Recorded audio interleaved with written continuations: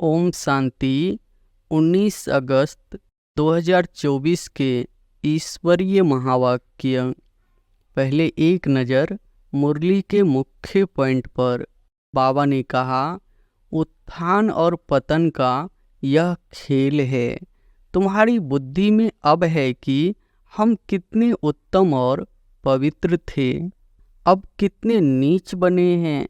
देवी देवताओं के आगे तुम ही जाकर कहते हो आप ऊंच हो, हम नीच हैं। पवित्र को ऊंच कहा जाता है, उसको कहा जाता है वॉइसलेस वर्ल्ड। पापी ही आकर सृष्टि के आदि मध्य अंत का राज्य समझाते हैं। मध्य में ही रावण आया है, फिर अंत में इस विशेष दुनिया का विनाश होगा। सतयुग को कहा जाता है शिवालय। शिव बाबा ने आकर देवी देवता धर्म की स्थापना की, यह तो सदैव याद रखना चाहिए।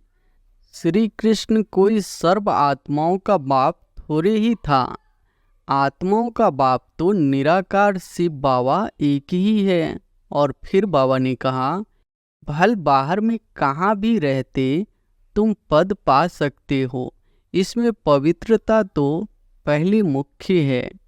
खान पान शुद्ध हो। ज्ञान तो एक परम पिता परमात्मा में ही है। गीता से ही सद्गति होती है, वह ज्ञान तो बाप के पास ही है। ज्ञान से दिन, भक्ति से रात होती है। इंग्लिश में फिलॉसॉफी कह देते हैं। स्पिरिचुअल नॉलेज तो स्पिरिचुअल फादर ही दे सकते हैं। खुद कहते हैं, मैं तुम्हारा स्पिरिचुअल फादर हूँ। सारा मदार धारणा पर है, फिर वह ताकत आ जाएगी। बाप की याद से, याद को जौहर कहा जाता है।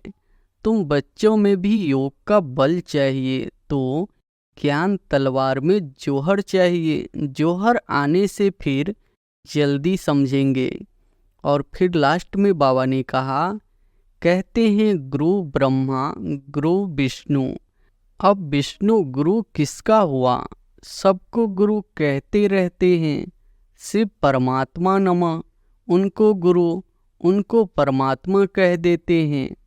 जो भी सारी दुनिया की आत्माएं हैं, उनको पाठ बजाना है। जैसे कि नए सिर शूटिंग होती जाती है, परंतु यह अनादि शूटिंग हुई पड़ी है। यह वर्ल्ड की हिस्ट्री ज्योग्राफी रिपीट होती रहती है। हे बच्चों, तुम काम पर जीत पहनो तो ऐसे जगत जीत बनेंगे। 21 जन्मों के लिए भल खुद न बने, औरों को तो समझाएं। भारत वॉइसलेस था, अभी विशेष है, फिर वॉइसलेस कैसे बनेगा? भगवान वाच मामेकम याद करो, बस इतना कहे तो भी अहो भाग्य। और अब सुनते हैं महावाक्यों को विस्तार से। मुरली का सार है, मीठे बच्चे, ज्ञान की धारणा करते रहो तो अंत में तुम बाप समान बन जाएंगे। बाप की सारी ताकत तुम हजम कर लेंगे। प्रश्न है, किन दो शब्दों की स्मृति से सुदर्शन चक्रधारी बन सकते हो? उत्तर है, उत्थान और पतन, सतो प्रधान और तमो प्रधान, शिवालय और वैशालय। यह दो बातें स्मृति में रखो तो तुम सुदर्शन चक्रधारी बन जाएंगे। तुम बच्चे अभी ज्ञान को यथार्थ रीति जानते हो। भक्ति में ज्ञान नहीं है, सिर्फ दिल खुश करने की बातें करते रहते हैं। भक्ति मार्ग है ही दिल खुश करने का मार्ग। ओम शांति। मीठे मीठे रूहानी बच्चों प्रति बाप बैठ समझाते हैं। अब तुम बच्चों के लिए बाप कहते हैं, तुम कितने ऊंच थे। उत्थान और पतन का यह खेल है।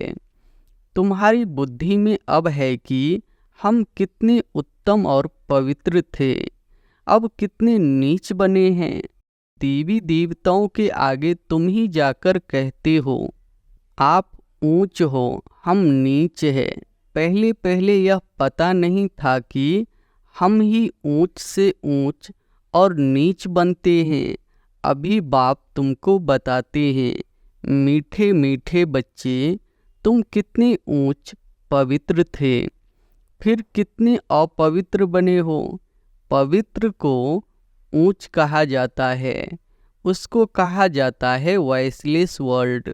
वहाँ तुम्हारा राज्य था जो फिर अब स्थापन कर रहे हो।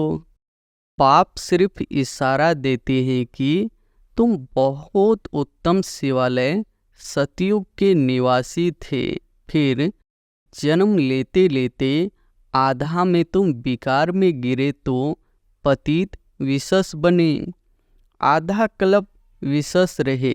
अब फिर तुमको वॉइसलेस सतो प्रधान बनना है। 2 अक्षर याद करना है। अभी यह है तमो प्रधान दुनिया। सतो प्रधान दुनिया की निशानी यह लक्ष्मी नारायण है। 5000 वर्ष की बात है। सतो प्रधान भारत राज्य था। भारत बहुत उत्तम था, अभी कनिष्ठ है। वॉइसलेस से विशेष बनने में तुमको 84 जन्म लगे। भल वहाँ भी थोड़ी थोड़ी कला कमती होती जाती है, परंतु कहेंगे तो संपूर्ण निर्विकारी ना।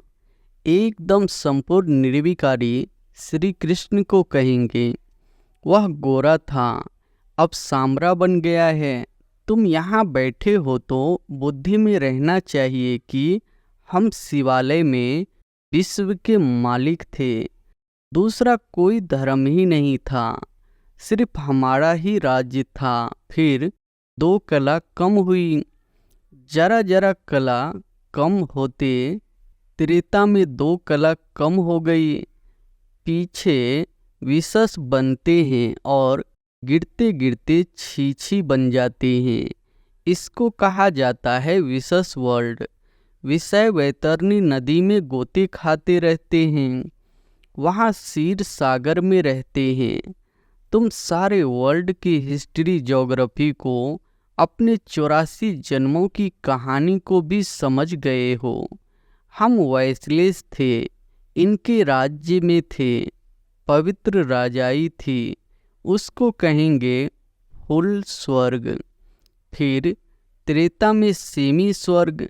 यह बुद्धि में तो है ना। बाप ही आकर सृष्टि के आदि मध्य अंत का राज्य समझाते हैं। मध्य में ही रावण आया है, फिर अंत में इस विशेष दुनिया का विनाश होगा। फिर आदि में जाने के लिए पवित्र बनना है। अपने को आत्मा समझ मामेकम याद करो, अपने को देह नहीं समझो। तुमने भक्ति मार्ग में वायदा किया था, बाबा आप आएंगे तो हम आपका ही बनेंगे। आत्मा बाप से बातें करती है।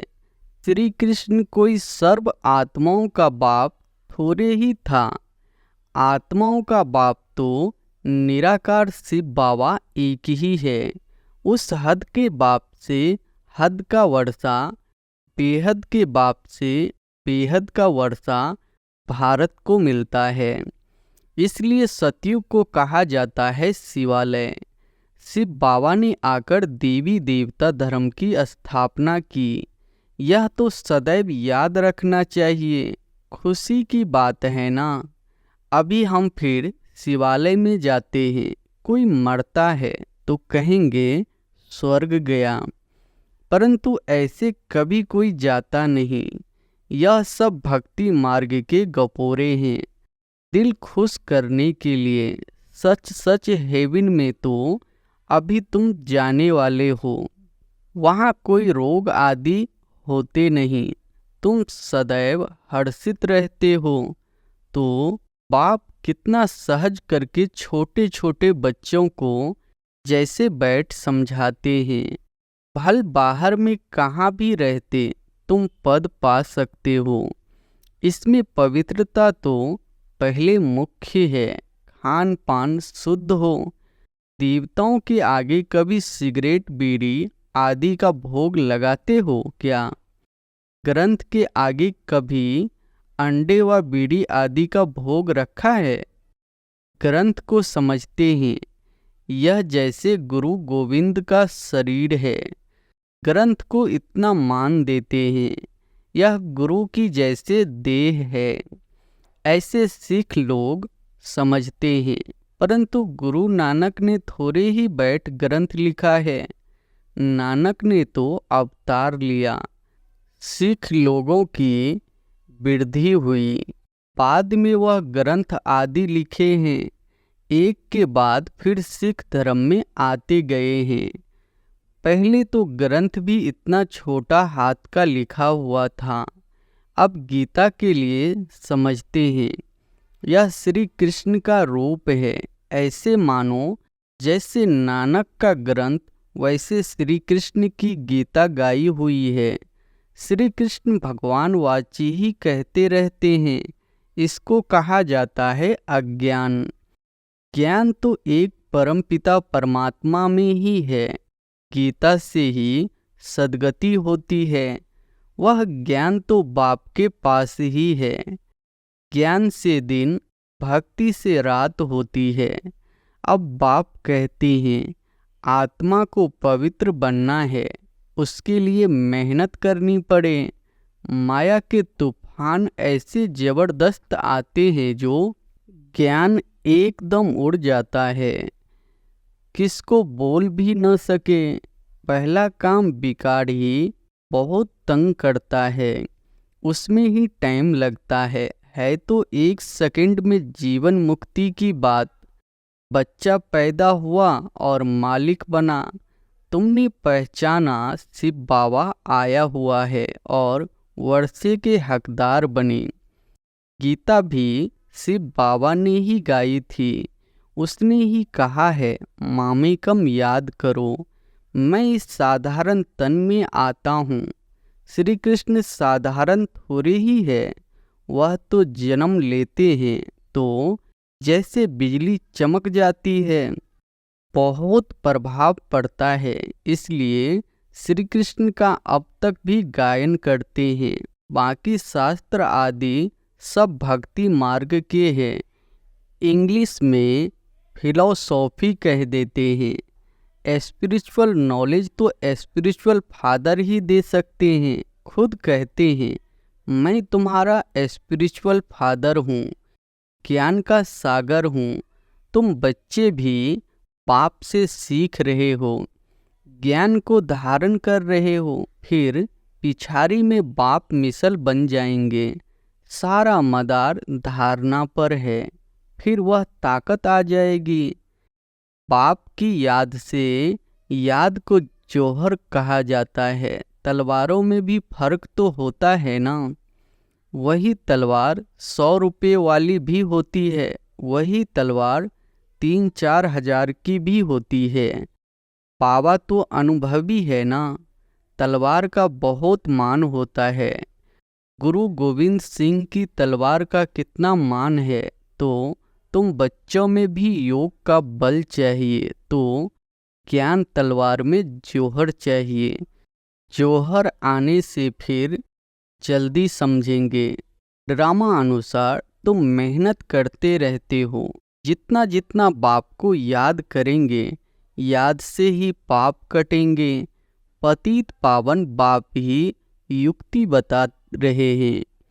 फिर कल्प बाद भी ऐसे ही आकर तुमको ज्ञान देंगे। इनको भी सब त्याग करा के ऐसे ही अपना रथ बनाएंगे। तुम बच्चों को वहाँ कितनी कशिश हुई, कैसे सब भागे। पाप में कशिश है ना। अभी तुमको भी ऐसा संपूर्ण बनना है। नंबरवार ही बनेंगे। यह राजधानी स्थापन होती है।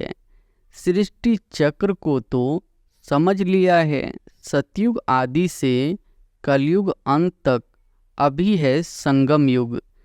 बाप को भी जरूर आना पड़े पावन बनाने।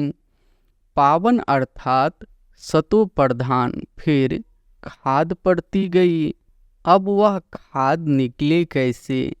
आत्मा सच्ची होती है तो जेवर भी सच्चा अर्थात कोरा शरीर होता है। आत्मा झूठी बनती है तो शरीर भी पतित होता है। ज्ञान के पहले तो यह भी नमन वंदन करते थे। लक्ष्मी नारायण का बड़ा चित्र ऑयल पेंट का गद्दी पर लगा रहता था। उनको ही बहुत प्यार से याद करते थे और कोई की याद नहीं। बाहर और तरफ ख्याल जाता था तो अपने को चमाट मारते थे। मन भागता क्यों है? दर्शन क्यों नहीं मिलता है? भक्ति में था ना। फिर जब विष्णु का दर्शन हुआ तो भी कोई नारायण थोड़ी ही हो गया। पुरुषार्थ तो जरूर करना होता है। एम ऑब्जेक्ट तो सामने खड़ी है। यह चैतन्य में थे जिनका जड़ चित्र बनाया है। पाप आया है पावन बनाने, नर से नारायण बनाते हैं। तुम भी उन्हों की राजधानी में थे, फिर ऐसे बनने का पुरुषार्थ करते हो तो अच्छी रीति फॉलो करना चाहिए। ब्रह्मा को देवता थोड़े ही कहा जाता है। विष्णु देवता ठीक है, मनुष्यों को तो कुछ पता नहीं। कहते हैं गुरु ब्रह्मा गुरु विष्णु। अब गुरु विष्णु गुरु किसका हुआ? सबको गुरु कहते रहते हैं। शिव परमात्मा नमः, उनको गुरु उनको परमात्मा कह देते हैं। सबसे बड़ा तो पाप है ना। उनसे हम यह सीख रहे हैं औरों को सिखाने लिए। सतगुरु जो तुमको समझाते हैं वह तुम औरों को समझाते हो। गुरु को ऐसे नहीं कहेंगे कि यह बाप है, टीचर है। नहीं तो यह सारी नॉलेज तुम्हारी बुद्धि में होनी चाहिए। हम शिवालय में थे, अभी वेश्यालय में पड़े हैं, फिर हम शिवालय में जाना है। भल कहते हैं ब्रह्म में लीन हो गया, ज्योति ज्योत समाया। परंतु आत्मा तो अविनाशी है। हर एक में अपना अपना पार्ट भरा हुआ है। सब एक्टर्स है, उनको अपना पार्ट बजाना ही है। वह कभी मिट नहीं सकता। जो भी सारी दुनिया की आत्माएं हैं उनको पार्ट बजाना है। जैसे कि नए सिर शूटिंग होती जाती है, परंतु यह अनादि शूटिंग हुई पड़ी है। यह वर्ल्ड की हिस्ट्री ज्योग्राफी रिपीट होती रहती है। यह वंडरफुल सितारा है जो भुरकुटी के बीच चमकता है, कभी घिसता ही नहीं। यह ज्ञान तुम्हारे में आगे नहीं था। वंडर ऑफ वर्ल्ड हेवन अथवा स्वर्ग नाम सुनकर दिल खुश होता है। अभी तो सतयुग है नहीं, अभी है कलयुग। तो पुनर्जन्म भी कलयुग में ही लेंगे। जाना तो सबको जरूर है, परंतु पतित आत्माएं तो जा न सके। अभी तुम बच्चे पावन बनते हो योग बल से। पावन दुनिया गॉड फादर ही स्थापन करते हैं, फिर रावण हेल बनाते हैं। यह तो प्रत्यक्षता है ना। रावण को जलाते हैं ना। मनुष्य तो कहते हैं यह अनादि चला आता है, परंतु कब से शुरू होता यह भी किसी को पता नहीं है। आधा आधा तो कर न सके, क्योंकि लाखों वर्ष कह देते हैं। कलयुग को फिर 40,000 वर्ष कह देते हैं। तो मनुष्य घोर अंधियारे में है ना। अज्ञान नींद से जागना बड़ा मुश्किल है। जागते ही नहीं है। अभी है संगम युग, जबकि बाप आकर पावन बनाने की युक्ति बताते हैं। तुम पावन होंगे तो पावन दुनिया स्थापन हो ही जाएगी। यह पतित दुनिया ही खलास हो जाएगी। अभी कितनी बड़ी दुनिया है, सतयुग में तो बहुत छोटी दुनिया हो जाएगी। अब माया पर जीत पाकर पावन जरूर बनना है। बाप कहते हैं माया बड़ी दुस्तर है, पावन बनने में ही अनेक प्रकार के विघ्न डालती है। पवित्र बनने की हिम्मत रखते हैं, फिर माया आकर क्या हाल बना देती है। घुसा मारकर गिरा देती है कि कमाई खत्म कर देती है। फिर बहुत मेहनत करनी पड़ती है। कोई तो गिरते हैं, फिर मुंह भी नहीं दिखाते हैं, फिर इतना ऊंच पद पा न सके। पुरुषार्थ पूरा होना चाहिए, फेल नहीं होना चाहिए। इसलिए कोई गंधर्वी विवाह भी करके दिखाते हैं। सन्यासी लोग कहते शादी की और पवित्र रहे, यह तो इम्पॉसिबल है। पाप कहते हैं पॉसिबल है, क्योंकि प्राप्ति बहुत है। यह अंतिम एक जन्म तुम पवित्र बनेंगे तो तुमको स्वर्ग की बादशाही मिलेगी। क्या इतनी बड़ी प्राप्ति के लिए तुम एक जन्म पवित्र नहीं रह सकते हो? कहते हैं बाबा हम जरूर रहेंगे। सिख लोग भी पवित्रता का कंगन डालते हैं। यहाँ कोई धागा आदि बांधने की दरकार नहीं, यह तो बुद्धि की बात है। पाप कहते हैं मामेकम याद करो। बच्चियां बहुत को सुनाती हैं, परंतु बड़े आदमियों की बुद्धि में बैठता थोड़े ही है। पाप कहते हैं पहले उनको अच्छी रीति से समझाओ। यह सब प्रजापिता ब्रह्मा की औलाद है। शिव बाबा से वर्षा मिल रहा है, पतित से पावन बनना है। अब बाप कहते हैं मामेकम याद करो। ऐसा तो कोई कह न सके, पहले तो उनकी बुद्धि में बिठाना है। भारत वॉइसलेस था, अभी विशेष है, फिर वॉइसलेस कैसे बनेगा? भगवान वाच मामेकम याद करो। बस इतना कहे तो भी ओहो भाग्य, परंतु इतना भी कह नहीं सकेंगे, भूल जाएंगे। बाबा ने समझाया था, उद्घाटन तो बाप ने कर दिया है, बाकी तुम निमित्त कर रहे हो। फाउंडेशन लगा दिया है, बाकी अब सर्विस स्टेशन का उद्घाटन होता है। यह तो गीता की ही बात है। गीता में भी है, हे बच्चों तुम काम पर जीत पहनो तो ऐसे जगत जीत बनेंगे। 21 जन्मों के लिए भल खुद न बने, औरों को तो समझाएंगे। ऐसे भी बहुत है, औरों को उठाकर खुद गिर पड़ते हैं। काम महाशत्रु है, एकदम गटर में गिरा देता है। जो बच्चे काम पर जीत पाते हैं वही जगत जीत बनते हैं। अच्छा, मीठे मीठे सिकिलधे बच्चों प्रति माता पिता बाप दादा का याद प्यार और गुड मॉर्निंग। रूहानी बाप की रूहानी बच्चों को नमस्ते। धारणा के लिए मुख्य सार पहली पॉइंट है, इस अंतिम जन्म में सर्व प्राप्तियों को सामने रख पावन बनकर दिखाना है। माया के विघ्नों से हार नहीं खानी है। दूसरी पॉइंट है, एम ऑब्जेक्ट को सामने रख पूरा पुरुषार्थ करना है। जैसे ब्रह्मा बाप पुरुषार्थ कर नर से नारायण बनते हैं, ऐसे फॉलो कर गद्दी नसीन बनना है। आत्मा को सतो प्रधान बनने की मेहनत करनी है। वरदान है, अधिकारी बन, समस्याओं को खेल खेल में पार करने वाले हीरो पाठधारी भव। अधिकारी बन, समस्याओं को खेल खेल में पार करने वाले हीरो पाठधारी भव। चाहे कैसी भी परिस्थितियां हो, समस्याएं हो, लेकिन समस्याओं के अधीन नहीं, अधिकारी बन। समस्याओं को ऐसे पार कर लो जैसे खेल खेल में पार कर रहे हैं। चाहे बाहर से रोने का भी पार्ट हो, लेकिन अंदर हो कि यह सब खेल है, जिसको कहते हैं ड्रामा। और ड्रामा के हम हीरो पार्टधारी है।